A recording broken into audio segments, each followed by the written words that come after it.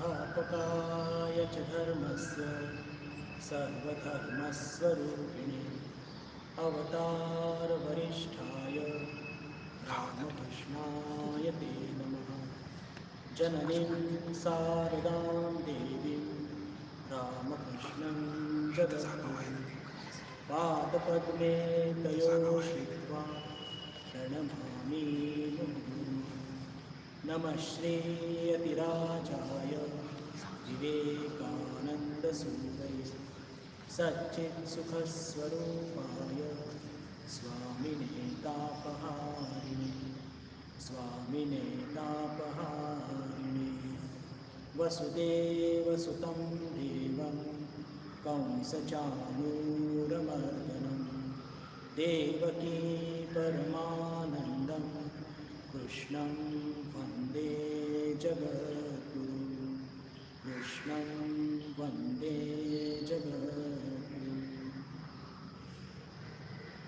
नमस्कार. आपलं सर्वांचं पुनश्च एकदा व्हर्च्युअल श्रावण मास प्रवचनमालेमध्ये हार्दिक स्वागत. आजचा तिसरा दिवस शुक्रवार आणि ठरल्याप्रमाणे आपण आज भगवद्गीतेवर चर्चा करणार आहोत. मागच्या बुधवारी आपल्या सर्वांना खूप त्रास झाला, कारण की आवाज फार घुमत होता.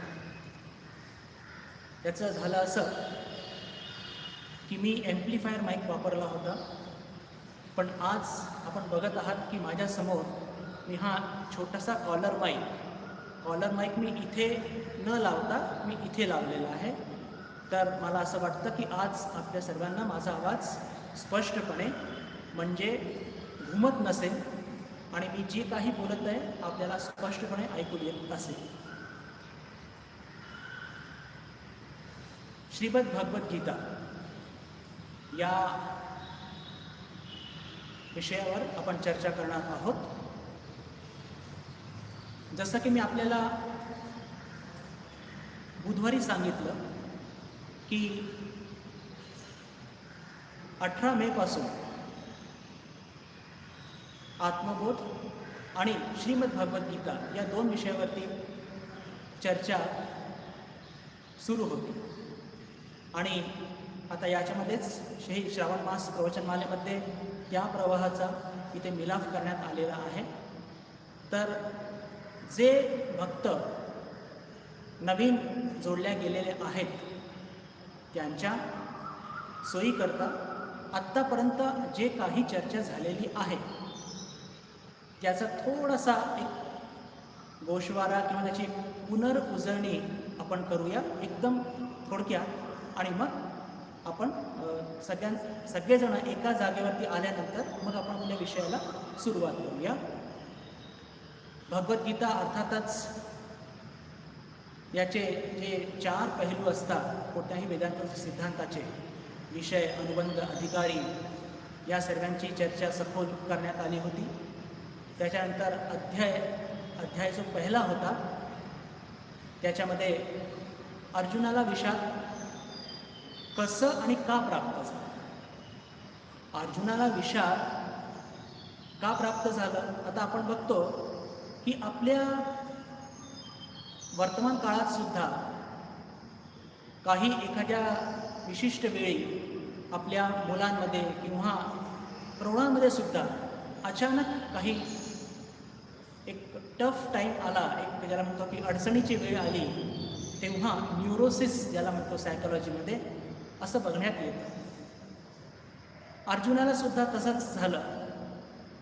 थोडंफार भीतीपोटी, थोडंफार आपले स्वजन तिथे उभे होते यांना बघून. आता आश्चर्य असं होतं बंधू भगिनींनो की युद्धाच्या अर्ध्या तासा आधीपर्यंत दुःशासन, दुर्योधन सारख्या पापी लोकांना अर्जुन आपले शत्रू समजत होता, पण अचानक युद्धाच्या त्या प्रसंगी त्यांना समोर बघून त्यांना तो स्वजन असं म्हणून संबोधित करतो. मोठं आश्चर्याची गोष्ट. तर तेव्हाच भगवान कृष्णांना लक्षात येते आणि खूप काही कारणं सांगतो अर्जुन युद्ध न करण्याचे. त्याची सगळी सखोल चर्चा केलेली आहे. ज्या लोकांना हे सगळे व्याख्यान ऐकण्याची इच्छा असेल तर याच चॅनलवर प्लेलिस्टमध्ये जर तुम्ही लॉग इन तिथे जाल तर तुम्हाला ते सगळे प्रवचनं उपलब्ध आहेत, ऐकू शकाल आपण. तर मग जेव्हा भगवान श्रीकृष्णांना लक्षात येतं की हा मोहात सापडल्या गेलेला आहे आणि त्याच्यामुळे याला हे नैराश्य प्राप्त झालेलं आहे, तर दुसऱ्या अध्यायाच्या दुसऱ्या श्लोकामध्ये भगवान श्रीकृष्ण त्याला स्मृती देण्याचा प्रयत्न करतात आणि म्हणतात उतस्त वा कश्मलविदम विषमय समुपस्थितम अनार्यदुष्टम अस्वर्गम अकीर्तिकर अर्जुन. अरे तुला या विषम परिस्थितीमध्ये हे सगळं त्याला नैराश्य कुठून प्राप्त झालेलं आहे, हे तुला शोभत नाही. अनार्यदुष्टम अस्वर्गम, असं करून तुझं गती काही योग्य होणार नाही. पुढे म्हणतात क्लैप्यम मास्मगम पार्थ नाहीतर प्रयुपपद्यते क्षुद्रम हृदय दौर्बल्यम त्यक्तो तिष्ठा परंतप. अरे तुझ्यामध्ये हे नपुसंकपणा कुठून आला?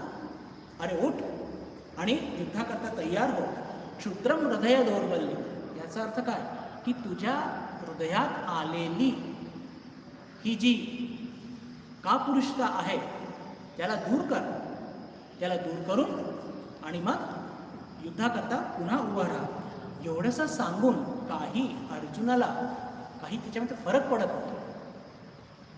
आणि पुन्हा तो म्हणतो की हे सगळे माझे गुरु इथे सगळे उभे आहेत, भीष्म द्रोण, त्यांच्या अंगाखांद्यावर मी खेळलो, त्यांना मी कसं करू? यांना मारण्यापेक्षा तर भिक्षेवर जगणं ते मला योग्य वाटतं. या टोकापर्यंत जातो. आता संन्यास घेऊन भिक्षा मागणं हे काही अर्जुनाचा स्वभाव नव्हता. त्याची बुद्धी पूर्णपणे कन्फ्यूज झालेली होती आणि तो याचा स्वीकार सुद्धा करतो. काय म्हणतो? कार्पण्य दोषो अपहत स्वभाव पृच्छामि त्वां धर्म संमूढ चेता यत् श्रेयस्या निश्चितं ब्रूहि तन्मे शिष्यस्तेहम शाधिमां त्वां प्रपन्नम. या श्लोकाची फार मोठी मजा आहे. अर्जुन इथे स्वीकार करत आहे की माझ्यामध्ये कार्पण्य म्हणजे माझ्या विचारांमध्ये संकुचितपणा आलेला आहे आणि म्हणून हे भगवान मी तुम्हाला विचारतोय पृच्छामि त्वां धर्म संमूढ चेता, काय माझं कर्तव्य आहे, काय कर्तव्य नाही, या संदर्भात मी पूर्णपणे दिग्भ्रमित झालेलो आहे. यत् श्रेयस या निश्चितं ब्रूहि तन्मे, जेणेकरून माझं कल्याण होईल असं तुम्ही मला सांगा. शिष्यस्तेहम शाधिमां त्वां प्रपन्नम, की मी तुमचा शिष्य आहे, तुमच्या चरणी आलेलो आहे, शरणागत आहे, कृपया मला सांगा की मी काय करू. आता पहा, एका बाजूला 7व्या श्लोकामध्ये अर्जुन हे आपल्या स्वभावात आलेलं जे कार्पण्य दोष त्याची स्वीकारोक्ती करतात आणि म्हणतो की भगवान तुम्ही मला जे सांगाल मी ते करायला तयार आहे. पण तरी पुढे जाऊन काय म्हणतो?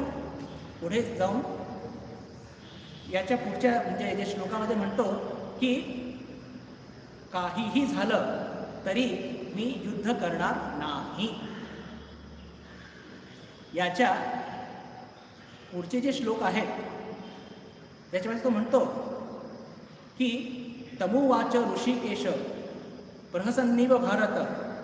हे श्लोक तर संजयचा आहे, पण याच्या पुढच्या याच्यामध्ये म्हणतोय इकडे एका बाजूला तो स्पष्टपणे म्हणतोय की तुम्ही जे मला सांगाल मी तसं करायला तयार आहे, पण पुढे हेही म्हणतोय तो काय की मी युद्ध करणार नाही. आता या दोन गोष्टी असं कसं असू शकतं? जर मी शिष्य म्हणून जर भगवान कृष्णाच्या चरणी अर्जुन गेलेला आहे तर जे भगवान सांगतील ते ऐकलं पाहिजे. आणि एका बाजूला असं म्हणतोय आणि दुसऱ्या बाजूला स्पष्टपणे तो म्हणतोय की मी न योत्स्यम, मी युद्ध करणार नाही. ह्या दोन गोष्टी आपल्याला स्पष्टपणे सांगतात. काय सांगतात? की अर्जुनाचं मन पूर्णपणे दिग्भ्रमित झालेलं आहे. त्याच्यानंतर भगवान 11व्या श्लोकापासून आत्मतत्व त्याला सांगायला सुरुवात करतात. आता युद्धाची भूमी आणि आत्मतत्व का सांगतात हो? त्याचं कारण असं आहे की आत्मतत्व हे आपल्या सगळ्या शक्तीचं एक एक याला म्हणतो की स्रोत आहे, एक सोर्स आहे, जिथून आपल्याला सगळी शक्ती मिळत असते. कदाचित या क्षणी आपल्याला हे वाक्य फार पटत नसेल, पण जसं जसं आपण पुढे जाऊ तसं तसं आपल्याला लक्षात येईल. आणि गेल्या काही श्लोकांमध्ये ही सगळी चर्चा झालेली आहे. अशोचान अन्वशोचस्तम प्रज्ञावादांश भाषसे गतासून अगतासूनश्च नानुशोचन्ति पंडिता. की तू पंडितासारखा बोलतोय, पण तुझी वागणूक एकदम विपरीत आहे. आणि जे पंडित लोक आहेत, जे ज्ञानी आहेत, ते लोक कधी पण जे मेलेले आहेत किंवा जे मरणार आहेत त्याच्याकरता कधी शोक करत नाही. पुढे नत्वेवाहम जातो नासम नत्वम नेमे जनाधिपाः नच्चैव न भविष्यामः सर्वे वयमतः परम. की अर्जुना, कोणत्याही पहा, हे आत्मतत्व सगळे सांगत आहे की कोणत्याही काळी मी नव्हतो आणि तू नव्हता किंवा हे राजे नव्हते असं कधी झालेलं नाही. आणि भविष्यात सुद्धा मी राहणार नाही, तू राहणार नाही किंवा हे राजे राहणार नाही असं कधीही झालेलं नाही. म्हणजेच काय की आत्मतत्वाच्या हिशोबाने आपण सर्वजण नेहमी असणारच, जरी आपले शरीर गेले तरी. म्हणजेच आत्मतत्व हे भगवान अर्जुनाच्या ज्याला म्हणतो की त्याला समजवण्याचे प्रयत्न करत आहेत. त्याच्यानंतर देहिनोस्मिन् यथा देहे कौमारम यौवनम जरा तथा देहांतर प्राप्ती धीरच तत्र न मुह्यती. की जसं या देहाला याचा जन्म होतो, कुमारावस्था प्राप्त होते, क्षमा करा, बाल्यावस्था प्राप्त होते, कुमारावस्था प्राप्त होते, यौवन अवस्था प्राप्त होते, प्रौढ अवस्था प्राप्त होते, वृद्धापकाळ येतो आणि मृत्युमुखी पडतो मनुष्य. तर जेव्हा आपण कुमारावस्थापासून युवा अवस्थेमध्ये जातो तेव्हा तर आपण रडत नाही. जेव्हा आपण युवा अवस्थेपासून प्रौढ अवस्थेमध्ये जातो तेव्हा सुद्धा आपण रडत नाही. तर मग जेव्हा आपण वृद्धापकाळ संपल्यानंतर मृत्युमुखी पडतो तेव्हा का रडायचं? कारण की ती सुद्धा एक बदलची स्थिती आहे. आणि ही बदलची जी स्थिती आहे ही फक्त शरीराला असते, आत्माला नाही. त्याच्यानंतर 2 श्लोकामध्ये आत्मतत्व हे आपल्या जीवनामध्ये कसं आपल्याला अनुभवात येईल याच्याकरता 2 श्लोक सांगतात. मात्रा स्पर्शास्तु कौंतेय शीतोष्ण सुखदुःखदाः आगमापायनो आणि त्यात तान प्रतीक्षसो भारत. अचानक आत्मतत्वापासून एकदम शरीराकडे का येतात भगवान? कारण की पहा, हे शरीर हे सतत बदलणार आहे आणि आत्मतत्व नेहमी ज्याला म्हणतो की स्थिर आहे, कधीच त्याच्यामध्ये फरक पडत नसतो. आणि जर ते प्राप्त करून घ्यायचं असेल तर नेहमीच आपले सगळे इंद्रिय हे विषयांच्या संपर्कात येतात, संवेदना निर्माण होतात, त्या सुखदुःख निर्माण करतात. त्यातून फक्त शरीराला फरक पडत असतो, आत्मतत्वाला नाही. या सगळ्यांची खूप सखोल चर्चा झालेली आहे. पुन्हा पुन्हा सांगतो, विनंती करतो की शक्य असल्यास मागचे प्रवचन जर तुम्ही ऐकाल तर या सगळ्या गोष्टी खूप सुस्पष्टपणे समजमध्ये येतील असं मला वाटतं. त्याच्यानंतर यम ही न व्यथयन्ते ते पुरुषम पुरुषर्षभः समदुःख सुखम धीरम सो अमृतत्वाय कल्पते. की ह्या अमृताचा अधिकारी, आत्मतत्वाला प्राप्त करण्याचा अधिकारी कोण आहे?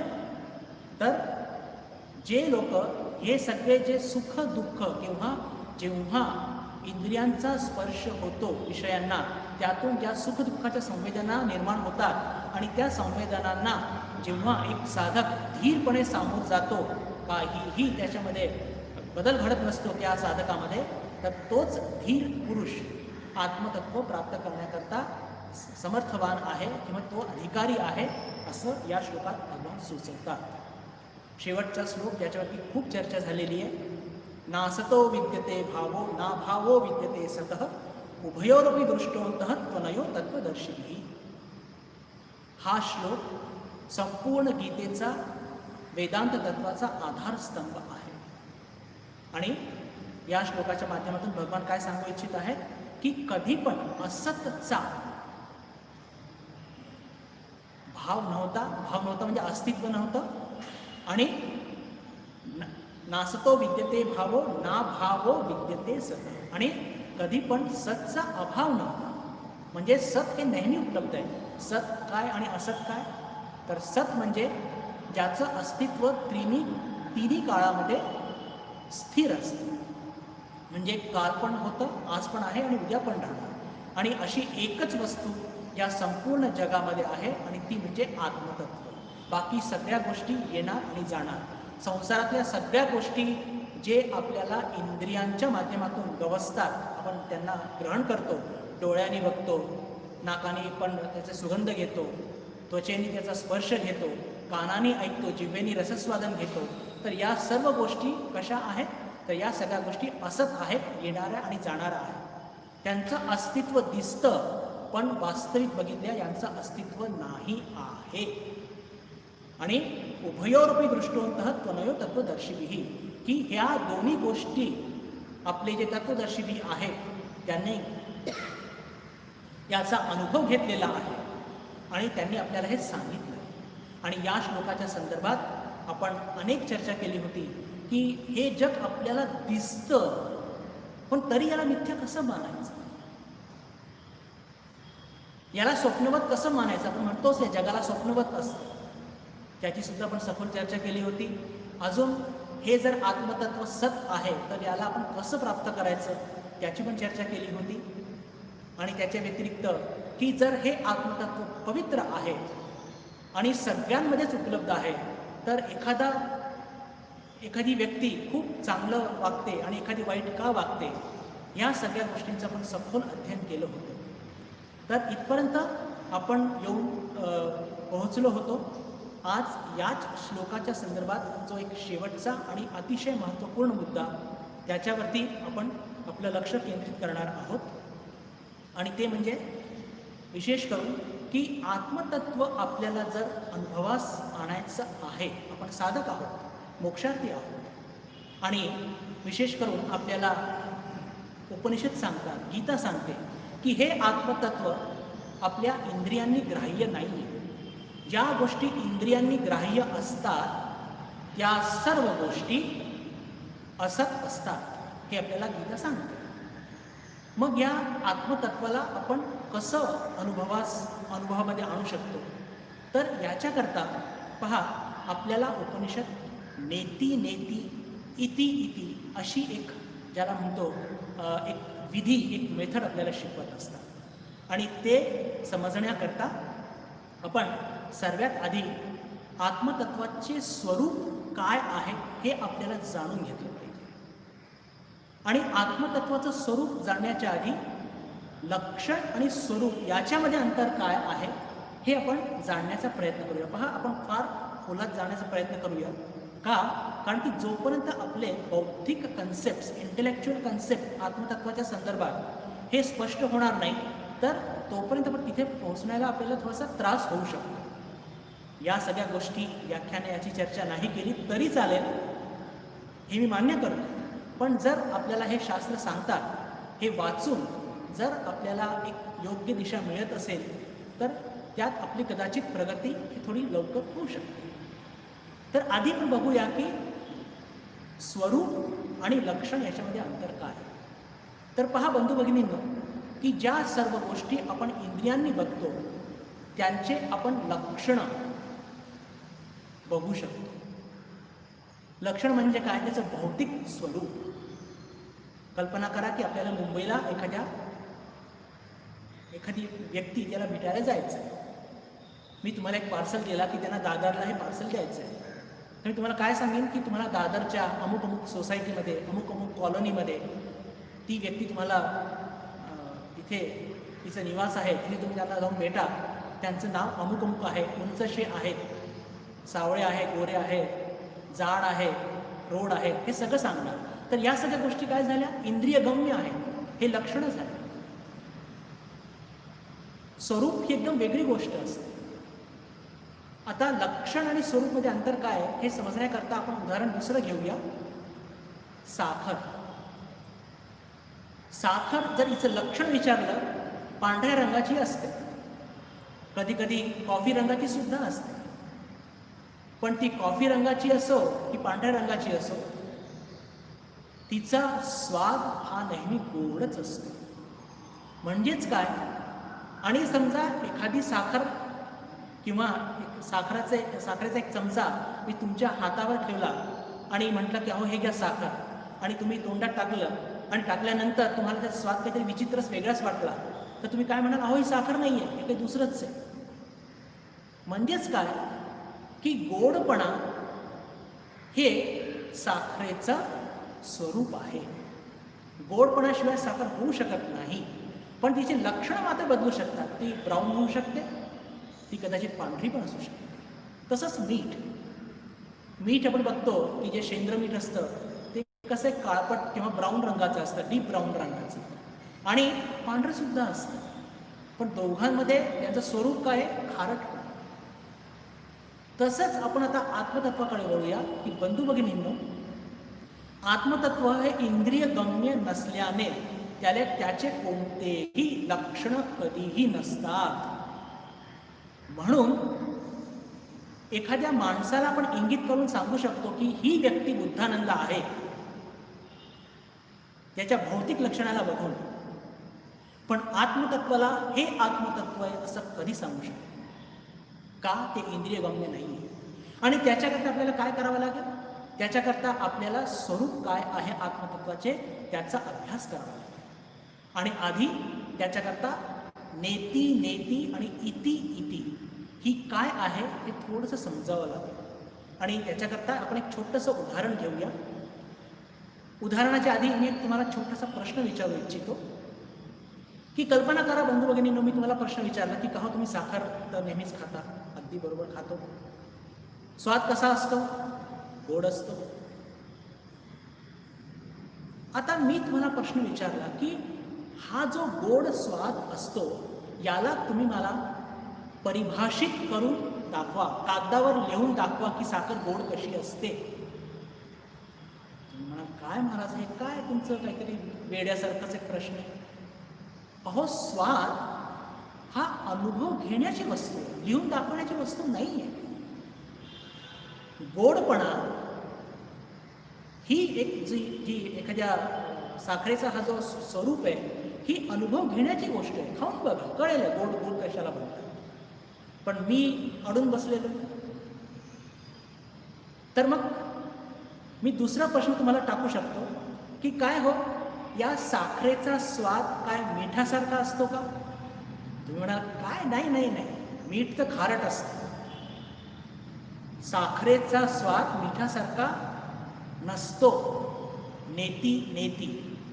बरं, आता उत्तर तर मिळालेलं नाही आहे मला की साखरेचा स्वाद कसा असतो, हे याचं उत्तर मला मिळालेलं नाही आहे. पहा, आपण नेती शिकत आहोत. साखर मिठासारखी आहे का? खारट नाही. मग साखर चिंचेसारखी आहे का? नाही. साखर आवळ्यासारखी आहे का? नाही. साखर मिरचीसारखी आहे का? नाही. मग साखर कारल्यासारखी आहे का? हो, नाही. आता हे पाची स्वाद नाही झाले म्हणजे साखर याच्यासारखी नाही आहे.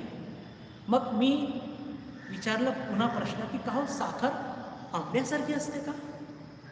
तर लागलीच तुम्ही म्हणाल की हो, येस, साखरचा गोडपणा आणि आंब्याचा गोडपणा नक्कीच हा वेगळा असतो, पण त्याच्या जवळ आहे, त्याच्या सारखा आहे, त्याच्या जवळ आहे. पहा, तुम्ही काय म्हणताय मला?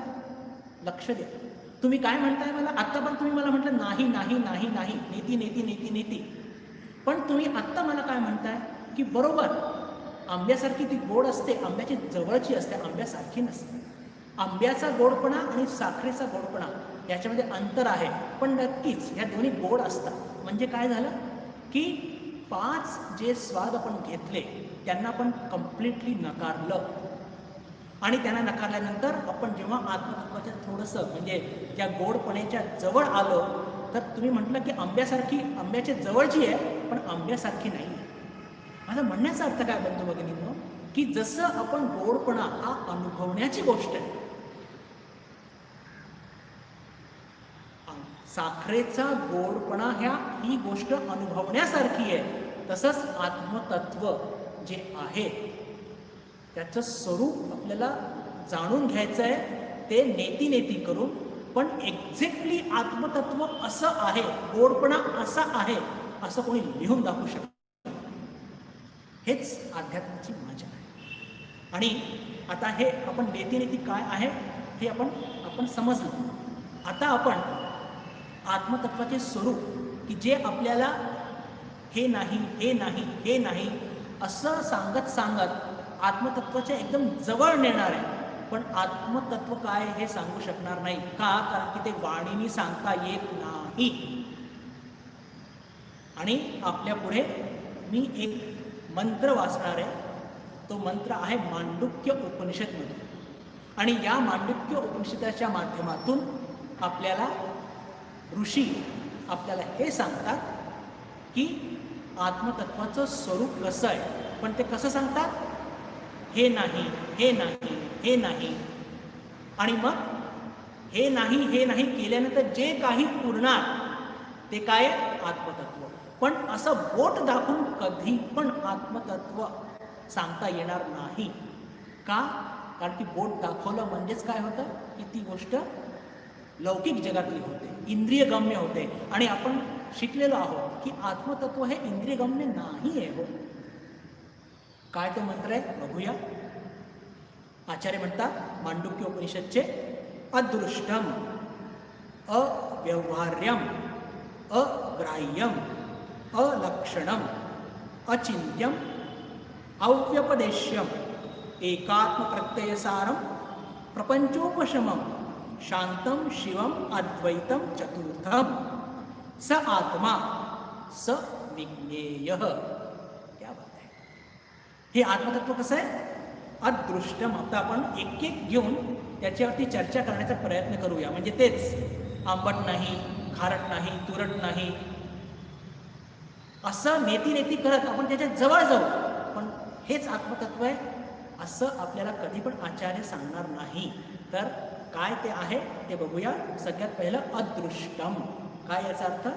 की हे कधी पण आपल्या ज्या 5 ज्ञानेंद्रिय आहेत त्यांच्यातून याचं आपण याला बघू म्हणजे त्याला ग्रहण करू शकणार नाही. 5 इंद्रियांनी पण काय करतो? बघतो, ऐकतो, रसस्वादन घेत असतो, स्पर्श घेत असतो, वास घेत असतो. तर या आत्मतत्वाला या 5ही ज्या ज्ञानेंद्रिय आहेत यांच्या माध्यमातून आपण हिला परसीव करू शकणार नाही, ग्रहण करू शकणार नाही.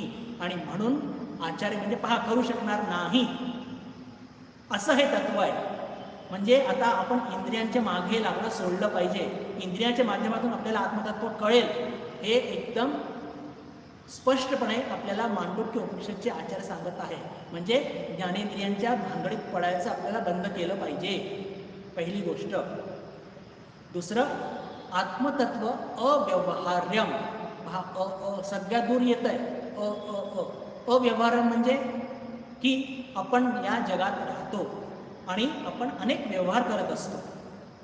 म्हणजेच खातो, पितो, झोपतो, उठतो, बसतो, ऑफिसमध्ये जातो, फॅक्टरीत जातो, शाळेत जातो, किती व्यवहार करतो. सकाळ ते संध्याकाळ झोपेपर्यंत अनंत व्यवहार करत असतो.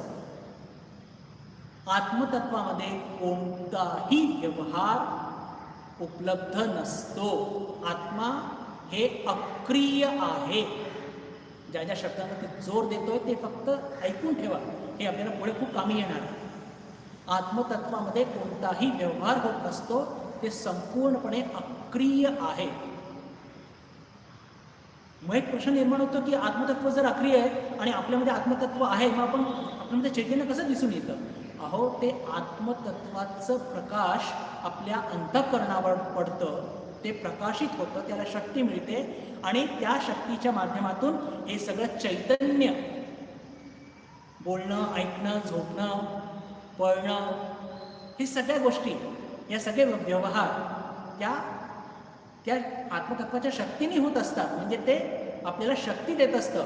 पण आत्मतत्व स्वतःमध्ये नेहमी अक्रिय असतं, कधीही व्यवहार करत नाही. म्हणून त्याला म्हटलंय अव्यवहार्यम. कोणतंही व्यवहार कधीही करत नाही, अक्रिय आहे. फक्त शक्ती देण्याचं काम करत असतो. अंतःकरणाच्या माध्यमातून हे लक्षात ठेवा, हे फार महत्त्वाचं आहे. पहा, एक एक गोष्ट सांगून हे नाही, हे नाही, हे नाही असं करून बरोबर आत्मतत्वाच्या जवळ नेणार. पुढे अग्राह्यम. अग्राह्यमचा अर्थ काय असतो की कर्मेंद्रियांद्वारा सुद्धा याला आपण ग्रहण करू शकत नाही. कर्मेंद्रिय म्हणजे काय असतं? हात, पाय, वाक शक्ती, उपस्थ आणि पायू, याच्या माध्यमातून आपण सगळे आपले फिजिकल कामं करत असतो, धावणं, पळणं, बोलणं वगैरे. आता ज्ञानेंद्रिय आपल्या कर्मेंद्रियांपेक्षा सूक्ष्म असतात. आता ज्ञानेंद्रियातूनच आपण या आत्मतत्वाला आपण पकडू शकत नाही, तर कर्मेंद्रिय तर फारच ज्याला म्हणतो की स्थूल असतात. यातून काहीही पकडणं हे एकदम अशक्य, असंभव. म्हणून इथे पण त्याचीही म्हणजे खरं म्हटलं तर अदृष्टम म्हटल्यानंतर अग्राह्य म्हणायची आवश्यकता नव्हती. पण कसं आहे की आचार्य लोक जे असतात ना, ऋषी लोक, कोणतीही पॉसिबिलिटी, शक्यताला सोडतच नाही. बिलकुल त्याचा बिलकुल मुळावरतीच घात करतात. नाही, ज्ञानेंद्रिय पण नाही आणि कर्मेंद्रिय पण नाही. जिथे ज्ञानेंद्रियाने पकडू शकत नाही तर तिथून या स्थूल कर्मेंद्रियाचा प्रश्नच येत नाही. तरीसुद्धा कोणतीही शक्यता म्हणजे शंकेला स्थान नको, म्हणून आचार्य तिथे म्हणतात अग्राह्यम, म्हणजेच कर्मेंद्रियांद्वारा सुद्धा यांना आपण ग्राह्य करू शकत नाही, ग्रहण करू शकत नाही. अलक्षणम आपण आत्ताच चर्चा केली. लक्षण म्हणजे काय असतं की आपलं फिजिकल ॲपिअरन्स, आपलं भौतिक ॲपिअरन्स. आता हे फिजिकल ॲपिअरन्स किंवा भौतिक आपलं हे जे लुक आहे ज्याला म्हणतो आपण, हे बघण्याकरता आपल्याला इंद्रियांची आवश्यकता पडते आणि इंद्रियांनी तर हे आत्मतत्व दिसतच नाही. आणि म्हणूनच आत्मतत्व कसं आहे? अलक्षणम, कारण की त्याच्यामध्ये कोणते अवयव नाही ना, त्याच्यामध्ये कोणतेही अवयव नाही आहे. सर्व प्रकारच्या लक्षणांपासून तो रहित आहे. आपले लक्षण कसे असतात? उंच, ठेंगणा, गोरा, सावळा, जाड, रोड वगैरे वगैरे, हे आपले लक्षणं असतात. अजून अनेक प्रकारचे असू शकतात, स्त्री, पुरुष. पण हे जे आत्मतत्व आहे हे कोणती सगळ्या प्रकारचे जे लक्षणं, कारण की भौतिक त्याचं ॲपिअरन्सच नाही आहे, त्याचं ज्याला म्हणतो की भौतिक अस्तित्वच नाही आहे. जर भौतिक अस्तित्व नाही तर लक्षणांचा प्रश्नच येत नाही. पहा, आपण हे सगळं काय चर्चा करत आहोत? आत्मतत्वाचे स्वरूप, आणि त्याची सुरुवात कशी झाली? नेती करत, हे नाही, ते नाही, ते नाही, ते नाही. पण नेमकं आहे तरी काय ते सांगता येत नाही. ते का सांगता येत नाही याच्यावरती पुढे जाणार आहोत. तर आता पण आपण काय चर्चा केली? अदृष्टम, अव्यवहार्यम, अग्राह्यम, अलक्षणम. आता पुढे अचिंत्यम, फार महत्वाचं आहे. आपण जे चिंतन मनन करतो कुठे करतो? मनात किंवा बुद्धीतून. साधारणपणे आपण काय वेदांत सांगतं की आपण जे निर्णय घेतो ते, म्हणजे तसं पाहिलं तर मन आणि बुद्धी या दोन गोष्टी वेगळ्या नाही आहे बरं, हे एकच गोष्ट आहे. मन हे नेहमी चल बिचल होत असतं, म्हणजे जिथे आपल्या मनामध्ये द्विधा मनस्थिती असते, आपण म्हणतोच की माझं मन चलबिचल झालेलं आहे, की जिथे आपल्या मनामध्ये काहीतरी द्वंद्व असतात तेव्हा ते अंतःकरण मन म्हणून काम करतं, आणि जेव्हा निर्णय घेतो तेव्हा तेच अंतःकरण बुद्धी म्हणून काम करत असतं. तर म्हणण्याचा अर्थ काय की हे आत्मतत्व मन आणि बुद्धीच्या पलीकडे आहे, अचिंत्यम. हे जे आत्मतत्व आहे हे आपल्या मन आणि बुद्धी या दोन्ही जड आहे. आत्मतत्वाच्या प्रकाशाने, आत्मतत्वाच्या शक्तीने शक्ती घेऊन हे काम करत आहे. जर काही कारणाने आत्मतत्वाने ती शक्ती काढून घेतली तर हे मन आणि बुद्धी काही काम करू शकणार नाही. हे आपलं मन आणि बुद्धी काम करू शकणार नाही. आणि जरी हे मनाची खूप ताकद असली, या बुद्धीची खूप ताकद असली, पण आत्मतत्वाशिवाय याचं काहीही अस्तित्व नाही. आणि याच्यामध्ये ज्याला म्हणतो की ईश्वराने अशी योजना केलेली आहे की यांना खूप शक्ती दिलेली आहे, म्हणजे विचार करण्याची वगैरे वगैरे, पण आत्मतत्वाचं चिंतन या मन आणि या बुद्धीद्वारा होऊ शकत नाही. इथे ते पंगू आहेत, इथे यांची शक्ती नाही.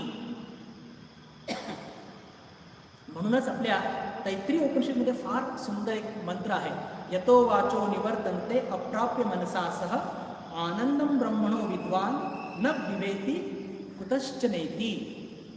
हे आत्मतत्व कसं आहे, काय सुंदर भाषा आहे पहा.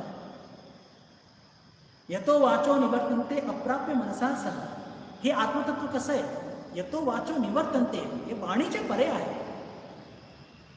जसं म्हटलं ना की साखर गोड आहे, गोड तुम्ही कसं आहे दाखवा, अहो ते लिहून कसं दाखवणार, बोलून कसं दाखवणार, ते अनुभवाची गोष्ट आहे. गोडपणा साखरेचा हे अनुभवाची गोष्ट आहे. तसंच हे आत्मतत्व जे आहे हे अनुभवाची गोष्ट आहे, याला बोलून दाखवू शकत नाही. आता एवढे या लौकिक जगातली एवढी साधारण गोष्ट की हा गोडपणा आपण एक्सप्रेस करू शकत नाही, तर तिथं आत्मतत्व आहे, किती गहन तत्व आहे, त्याला कसं या मन आणि वाणी याच्या माध्यमातून नाही दाखवू शकत. यतो वाचो निवर्तन्ते अप्राप्य, प्राप्य नाहीये, अप्राप्य मनसासह, मनाद्वारे नाही प्राप्त होऊ शकत. आणि पुढे म्हणतात आनंदम ब्रह्मणो विद्वान न विभेदी कुतश्च नेती. म्हणजेच काय की ज्याला हे आत्मतत्व प्राप्त होतं तो नेहमी आनंदात असतो आणि त्याला कधी पण कोणाचीही भीती वाटत नाही. पुढच्या भागावरती आपण अनेक चर्चा करू, म्हणजे आनंद कसा प्राप्त होतो आणि त्याला भीती का वाटत नाही वगैरे वगैरे. पण आत्ता फक्त आपण एवढाच भाग घेऊया, यतो वाचो निवर्तन्ते. म्हणजे गीता जे काही सांगत आहे त्याला श्रुतीचा पूर्ण आधार आहे. श्रुती म्हणजे कोण हो, उपनिषद. जे आपल्या ऋषी मुनींनी हे आत्मतत्व ज्यांना गवसलंय, अनुभवात आलेलं आहे, त्यांनी काही सूत्र लिहिलेले आहेत, मंत्र लिहिलेले आहेत. ते मंत्रच म्हणजे काय, उपनिषद.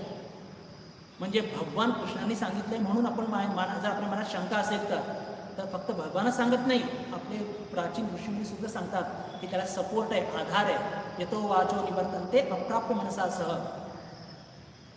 पुढे अजून एक मंत्र आहे, केन उपनिषदमध्ये येतो, न तत्र चक्षुर गच्छति न वाक् गच्छति नो मनः. सगळे संत, थोर पुरुष, महापुरुष एकच भाषा बोलतात, एकच तत्व बोलतात. कदाचित मांडण्याची पद्धत वेगळी वेगळी असू शकते. न तत्र चक्षुर गच्छति न वाक् गच्छति नो मनः. तिथे डोळे जाऊ शकत नाही.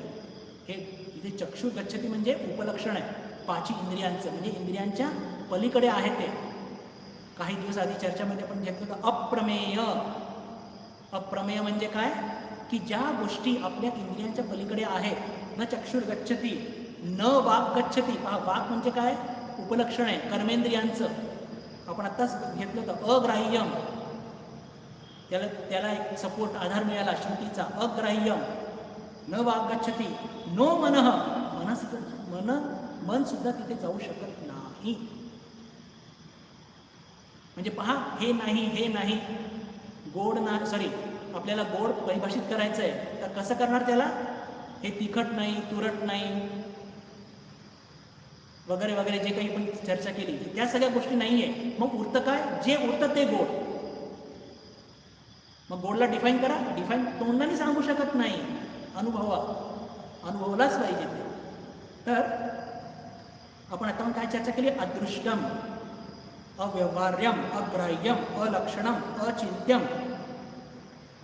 आता पुढचं अव्यपदेश्यम म्हणजे वाणीच्या द्वारे प्रकट होऊ शकत नाही. आताच चर्चा केली आपण. न तत्र चक्षु गच्छति न वाक् गच्छति नो मनः.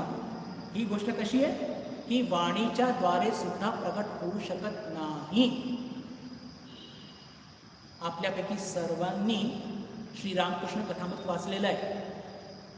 भगवान श्रीरामकृष्ण काय सांगतात आपल्या भक्त शिष्यांना की अरे त्या आत्मतत्वाचं स्वरूप किती आनंद देणार आहे, मी तुम्हाला सांगू इच्छितो, पण काय करू, आई माझं तोंड दाबून देते, अमार मा मुख चेपे दिच्छे.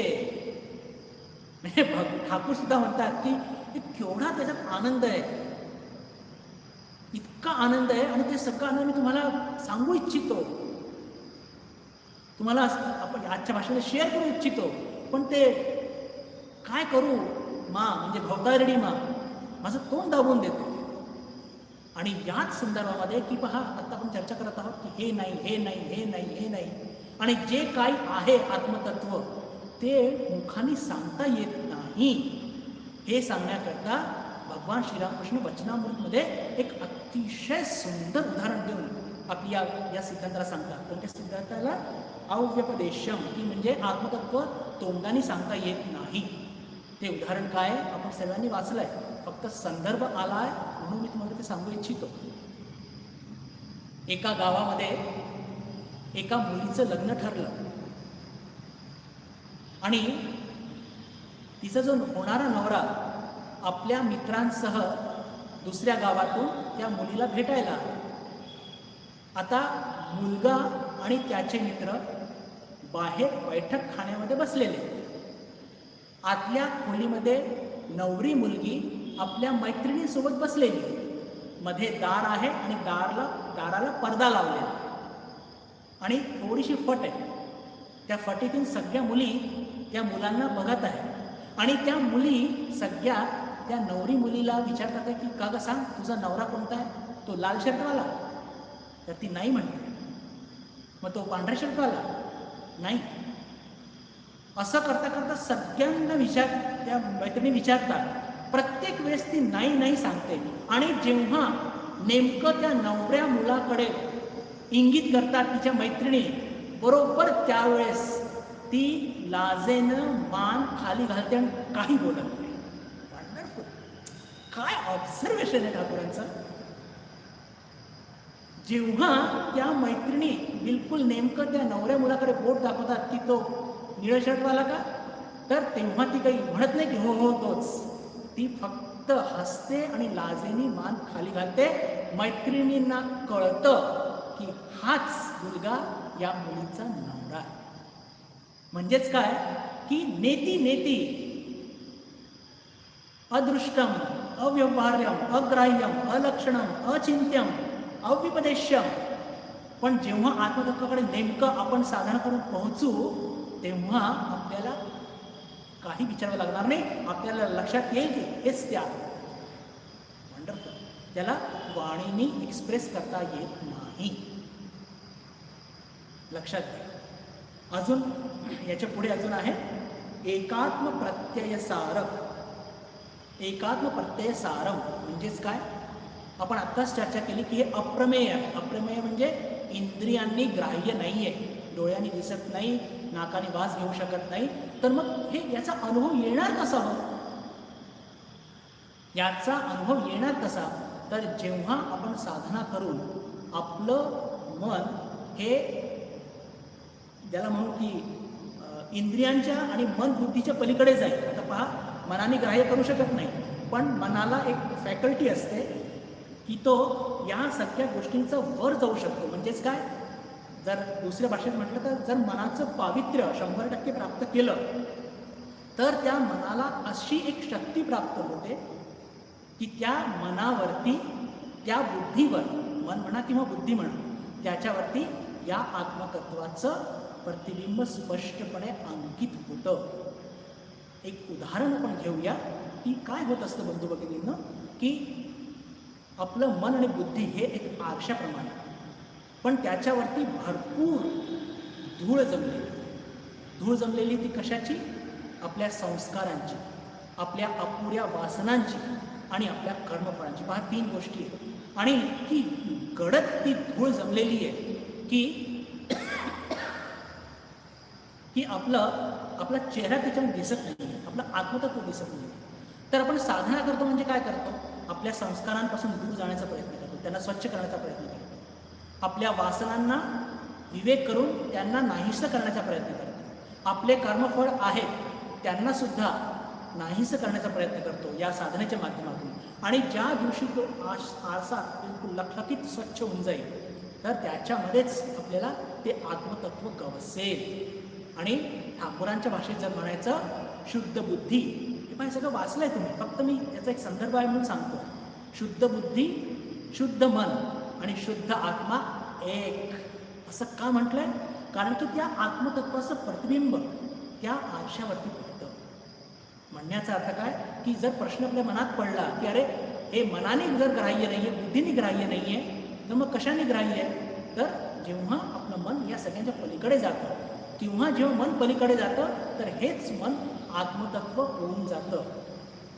जर छांदोग्य उपनिषदची भाषा, त्याचा आपण जर इथे एक संदर्भ घेतला तर त्याच्यात सांगतात ब्रह्मविद ब्रह्मैव भवती. म्हणजेच काय? ब्रह्म होऊन ब्रह्माचा साक्षात्कार घेऊ शकतो. ब्रह्म होऊन ब्रह्माचा साक्षात्कार होऊ शकतो. म्हणजे जर आपण बघितलं की मन आणि बुद्धीने जर नाही होत असेल किंवा त्याला आपल्याला पूर्णच बाद करायचं आहे, हरकत नाही. पण जेव्हा आपण या सगळ्या लौकिक जगाच्या पलीकडे जाऊ आहे तर आपण स्वतःच ब्रह्म होऊन जाऊ. एक ते फार सुंदर एक दोहा आहे, मला एकदम एक्झॅक्टली लक्षात येत नाही आहे.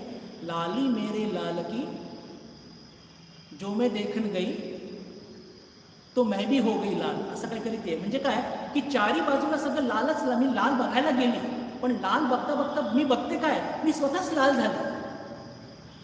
मी सगळं लाल आणि लाल बघायला गेली, पण बघते काय, तर मी स्वतः सगळं लाल झाले. म्हणजेच म्हणण्याचा अर्थ काय की जेव्हा आत्मतत्व प्राप्त करण्याकरता आपण पुढे सरसावतो तर आपण स्वतःच आत्मतत्व होऊन जातो. म्हणजेच काय, आत्मतत्व होऊन आत्मतत्वाचा अनुभव घेणे. आत्मतत्वाचा अनुभव म्हणजे काय? आत्मतत्व होऊन आत्मतत्वाचा अनुभव घेणे. तर जर कोणी विचारलं की आत्मतत्वाचा अनुभव कसा येतो, हो मन आणि बुद्धीने तर नाही येत, पण आपण जेव्हा आत्मतत्व स्वतः होऊन जातो तर त्याच्या माध्यमातून आपण आत्मतत्वाला अनुभव घेऊ शकतो.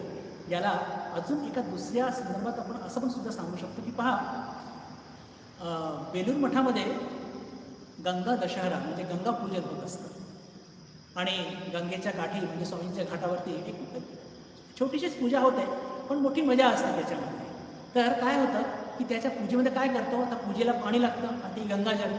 म्हणजे काय, गंगा जलातून गंगाचीच पूजा. पहा, म्हणजे गंगाजल घेऊन आणि पूजा कोणाची करायची?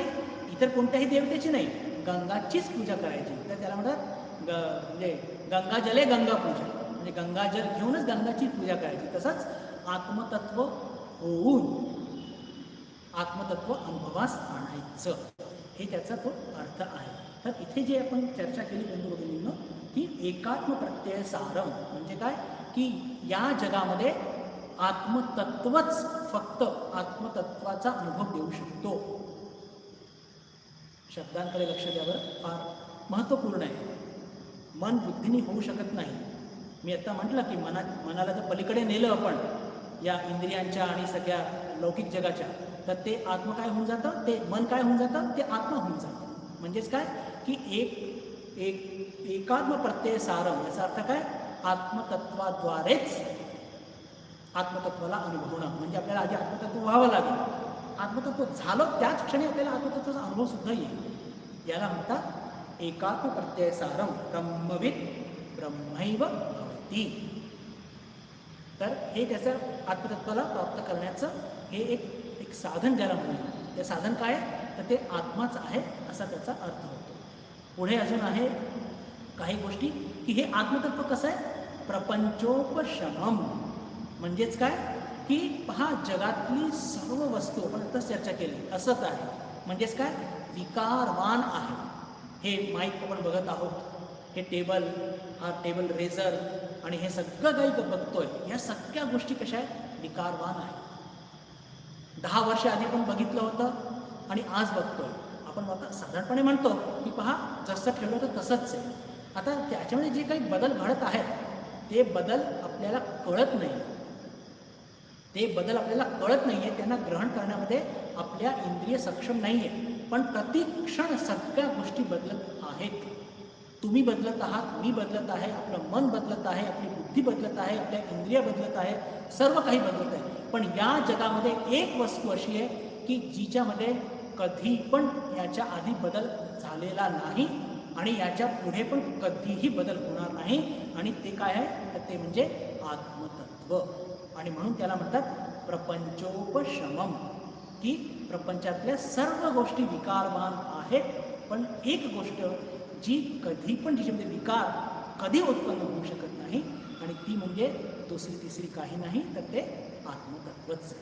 तर पहा, हे सगळे उदाहरण आता जे म्हणजे हे जे आहे हे थोडेसे आपण ज्याला म्हणतो ना, की मी तुम्हाला सांगितलं होतं की गोडपणा परिभाषित करण्याकरता तो आंब्याचा आहे का, तर तुम्ही काय म्हटलं की आंबा आणि साखरेचा गोडपणा वेगळा आहे पण त्याच्या जवळचा आहे. Right right or not? काय म्हणणं आहे तुमचं? तर आत्तापर्यंत आपण काय करत होतो, सगळे अ अ अ अ लावलेलं होतं. अदृष्टम, अव्यवहारम, अग्राह्यम, अलक्षणम, अचिंत्यम, अव्यपदेश्यम, इथपर्यंत सगळं होतं. नाही नाही, गोडपणा आवळ्याचा नसतो, चिंचेचा नसतो, कारल्याचा नसतो. पण मी आंब्याचं म्हटल्यानंतर तुम्ही म्हटलं की हो गोडपणा असतो आंब्यामध्ये, पण साखरेचा गोडपणा आणि आंब्याचा गोडपणा याच्यात अंतर आहे, पण दोन्ही गोडमध्ये मोडतात. तर आता एकात्म प्रत्यय सार हे इथून काय सुरू झालं की हो आपण त्याच्या जवळ पोहोचतोय पण आत्मापर्यंत पोहोचणार नाही. म्हणून एकात्म प्रत्यय सार आणि प्रपंचोपशमन हे काय, हे आपण थोडे जवळ आले पण अजून तिथपर्यंत पोहोचलेलो नाही. अजून एक आहे ज्याला म्हणतो की जवळ पोहोचण्याचं शिवम.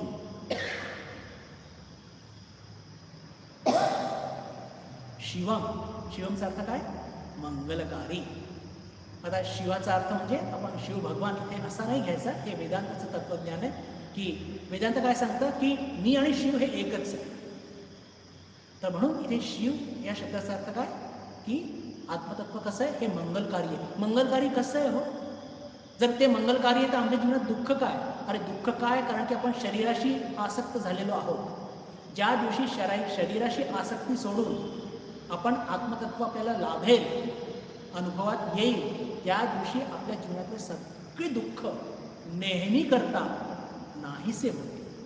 त्या अर्थाने शिवम म्हणजे कसं आहे, मंगलकारी. आता कसं आहे की आपण आसक्त आहोत संसाराशी, आसक्त आहोत शरीराशी, आणि आपल्याला आत्मतत्व हे आपल्याला मंगलकारी पाहिजे, असं कसं होईल? हे कसं शक्य आहे? आपल्याला आत्मतत्व मंगलकारी आहे केव्हा, जेव्हा आपण ते आत्मतत्व आपल्या अनुभवास येईल तेव्हा. तर हे पण एक ज्याला म्हणतो की आत्मतत्वाच्या जवळचं एकदम एक तत्व आहे अद्वैतम. पहा, हे आत्मतत्व कसं आहे माहिती, अद्वैतम म्हणजेच काय की या आत्मतत्वामध्ये कुठल्याही प्रकारचा भेद नाही आहे. आता भेद नाही आहे म्हणजे काय, पहा हे पण जे तत्व आहे हे आपल्याला आंब्यासारखं साखरेच्या गोडपणाच्या जवळचं आहे, साखरेच्या गोडपणाच्या जवळचं आहे म्हणजे भगिनींनो. पण पुन्हा हे आत्मतत्व आपल्याला आत्मतत्व असं आहे असं हे सांगितलेलं नाही. अद्वैतम म्हणजेच काय, याची थोडी चर्चा करण्याची आवश्यकता आहे की पहा, आपण लौकिक जगामध्ये व्यावहारिक जगामध्ये जगत असतो आणि केवढे भेद आपण बघत असतो. मनुष्य, पशु, पक्षी, श्वापदे, वृक्ष, लता, डोंगर, लता, नदी, तलाव, मोटर गाडी, एरोप्लेन आणि काय काय सगळं वैविध्याने नटलेलं हे विचित्र जग आहे. आणि कोणतीही एक गोष्ट दुसऱ्याशी मेळ खात नाही, सगळे वेगवेगळे. स्त्री आहे, पुरुष आहे, किती काय गोष्टी आहेत. आणि त्याच्यामध्ये सुद्धा पहा, आपण बघतो की बाल्य अवस्था आहे, कुमार अवस्था आहे, पौगंड अवस्था आहे, युवा अवस्था आहे, प्रौढ अवस्था आहे, म्हातारी अवस्था, किती किती किती प्रकारचे वैविध्य आहे. म्हणजे ज्याला म्हणतो की विचित्रता, विविधता. आत्मतत्वामध्ये हे कोणतेही भेद नाही. आत्मतत्वामध्ये कधी पण कोणतेही भेद आधी नव्हते, आज पण नाही आहे आणि पुढे पण राहणार नाही. म्हणतो भगिनींनो, वेदांतामध्ये 3 प्रकारचे भेद त्याला खूप महत्त्व दिलं गेलेलं आहे. मी जे काही तुम्हाला आता सांगितलं ते सगळे लौकिक जगातले भेद होते, ते तर नाहीच आहे आत्मतत्वामध्ये. पण त्याच्या व्यतिरिक्त 3 जे महत्त्वाचे भेद जे वेदांत ज्यांना महत्त्व देतो ते भेदसुद्धा या आत्मतत्वामध्ये नाही. आणि ते काय ते थोडक्यात समजण्याचा प्रयत्न करूया. 3 प्रकारचे भेद म्हणजे स्वगत भेद. स्वगत भेद म्हणजे काय असतं तर आपण आधी बघूया, एक वृक्ष घेऊया, आंब्याचं झाड. आता आंब्याच्या झाडमध्ये बघतो की मध्ये बुंदा आहे, खालती त्याच्या सगळ्या रूट्स आहेत, मूळ ज्याला म्हणतो आपण ते आहे, मुळे आहेत त्याच्यामध्ये, मध्ये त्याच्या बुंदा आहे, मग त्याला फांद्या आहेत, डहाळ्या आहेत, पानं आहेत, फळ आहे. तर त्या झाडाचा बुंदा आणि त्या झाडाची पाने हे एकच आहे का? नाही. बुंदा कसा जाड असतो, असा लंबा असतो, पाने किती सगळे जे नाजूक असतात, हिरव्या रंगाचे असतात. बुंदा असतो हा ब्राऊन रंगाचा असतो आणि त्याचे जे डहाळ्या असतात, त्याच्या ज्या मुळ्या असतात, हे दोन्ही सेम आहे का? नाही. जरी आंब्याचं झाड असलं तरी मुळ्या हे फार वेगळे असतात आणि त्याचं जे डहाळ्या किंवा फांद्या हे वेगळे असतात. त्याचं फळ, त्याचं जे ज्याचं फळ लागत असतं आंब्याचं, ते फळ आणि त्याचा बुंदा हे सारखं आहे का? नाही. आता एकच वृक्ष आहे, पण त्या एकाच वृक्षामध्ये हे स्वगत भेद किती सारे आहे बघा. पानं बुंद्याशी मॅच खात नाही, बुंदा डहाळ्याशी मॅच खात नाही, डहाळी मुळ्याशी मॅच खात नाही. किती त्याच्यामध्ये किती वेगळं वेगळं अंतर आहे. तर याला म्हणतात स्वगत भेद. तर हा स्वगत भेद आत्मतत्वामध्ये बिलकुल नाही, बिलकुल नाही. दुसऱ्या प्रकारचा भेद आहे सजातीय भेद. म्हणजे काय? आपण एक पुन्हा वृक्षाचं उदाहरण घेऊया. एक आंब्याचं झाड घेऊया आणि एक पेरूचं झाड घेऊया. आता वरच्या वर म्हणायला दोन्ही काय आहे? वृक्षच. पण एक पेरूचं वृक्ष आहे आणि एक आंब्याचं वृक्ष आहे. म्हणण्याचा अर्थ काय? की हे झालं विजातीय भेद. सॉरी, हे झालं सजातीय भेद. म्हणजे वृक्ष हे झालं आधी जे आपण बघितलं ते झालं स्वगत भेद. दुसरं झालं सजातीय भेद, की म्हणजे दोन्ही वृक्ष आहे पण दोन्ही वृक्ष वेगळे वेगळे असल्याने ते त्याच्यामध्ये अंतर आहे. तर हे सजातीय भेद सुद्धा त्या आत्मतत्वामध्ये नाही. आणि तिसरं आणि शेवटचं म्हणजे विजातीय भेद. म्हणजे आंब्याचं वृक्ष आणि एक दगड घेऊया आपण. तर आता दगड आणि वृक्ष हे काही कंपॅरिझनच नाही, खूप मोठा अंतर आहे यांच्यामध्ये. याला म्हणतात विजातीय भेद. तर हे 3 प्रकारचे भेद याची आपण चर्चा केली. तर या 3 प्रकारच्या भेदमध्ये जगातले सगळे भेद समाविष्ट असल्याने आपल्याला आचार्य सांगतात, भगवान सांगतात की याच्यामध्ये कोणतेही प्रकारचे स्वगत भेद, सजातीय भेद आणि विजातीय भेद या आत्मतत्वामध्ये मुळीच उपलब्ध नसतात. हे बिलकुल एक समान सर्वादूर आहे. तर बंधू भगिनींनो, आज हे चर्चा पूर्ण होते. आपण तिथून सुरुवात केली होती की आत्म्याचं स्वरूप काय. तर आत्म्याच्या स्वरूपाची चर्चा करत असताना आपण साखरेच्या गोडपणाचं उदाहरणापासून सुरुवात केली. मी तुम्हाला सांगितलं की गोडपणा परिभाषित करा. तर तुम्ही म्हटलं की तुम्ही सांगितलं की ते चिंचेसारखं नाही, आवळ्यासारखं नाही, कारल्यासारखं नाही, मिरचीसारखं नाही. आणि जेव्हा आंब्यावर येऊन मी ठेपलो तेव्हा तुम्ही म्हणाला की आंब्याचं गोडपणा आणि साखरेचा गोडपणा जवळजवळ आहे, पण दोघांच्या गोडपणामध्ये अंतर आहे. म्हणजे एक्झॅक्टली साखरेचा गोडपणा हा फक्त अनुभवात येऊ शकतो. तसंच आपण या चर्चेच्या माध्यमातून आत्मतत्वाचं स्वरूप जाणण्याकरता ते कसं आहे, अदृष्टम म्हणजे इंद्रियांद्वारा ग्राह्य करू शकणार नाही, अव्यवहार्यम त्याच्यामध्ये व्यवहार नसतं, अक्रिय आहे, अव्यवहार्यम म्हणजे त्याच्यामध्ये कोणता व्यवहार नाही, अग्राह्यम इंद्रियद्वारा ग्राह्य होऊ शकत नाही, अलक्षणम त्याच्यामध्ये कोणते लक्षण नाही, अचिंत्यम मन आणि इंद्रियांच्या मन आणि बुद्धीच्या पलीकडे आहे, अव्यपदेश्यम वाणीच्या पलीकडे आहे, एकात्मप्रत्ययसारम म्हणजे आता आपण आंब्याकडे आलो. म्हणजेच काय की हे फक्त आत्मतत्वद्वाराच प्राप्त केल्या जाऊ शकतं. आत्मतत्व होऊन आत्मतत्वाला प्राप्त करायचं. प्रपंचोपशमनम शमम म्हणजेच काय की याच्यामध्ये कोणताही विकार कधी होत नसतो. शिवम म्हणजे आत्मतत्व फार मंगलकारी आहे. आणि अद्वैतम याच्यामध्ये कोणताही प्रकारचा भेद आत्मतत्वामध्ये नसतो. तर बंधू भगिनींनो, हा जो 16वा श्लोक द्वितीय अध्यायाचा नासतो विद्यते भावो ना भावो विद्यते सतः उभयोरपि दृष्टोंतः पुनयोस्तत्वदर्शिभिः या श्लोकाचं संपूर्ण विश्लेषण जितकं शक्य होतं मी करण्याचा प्रयत्न केला. आणि या श्लोकाच्या माध्यमातून आपल्यापुढे हे मांडण्याचा प्रयत्न केला की हा जो श्लोक आहे हे याच्या दर्शनावर, याच्या सिद्धांतावर संपूर्ण ज्याला म्हणूया की वेदांताचं दर्शन हे पूर्ण आधारस्तंभ आहे वेदांत दर्शनाचा आणि याचा आपण भरपूर ज्याला म्हणतो की सखोल अध्ययन केलेला आहे. आज ठरलेली वेळ संपलेली आहे आणि येत्या सोमवारी आपण याच भगवद्गीतेवरती याचा पुढचा श्लोक 17वा त्याची चर्चा करणार आहोत. आज दिलेली किंवा ठरलेली वेळ ही संपत आलेली आहे. आपल्या सर्वांशी सोमवारी पुन्हा एकदा भेट होईल अशी आशा मनात ठेवून आपल्या सर्वांशी मी निरोप घेतो. नमस्कार.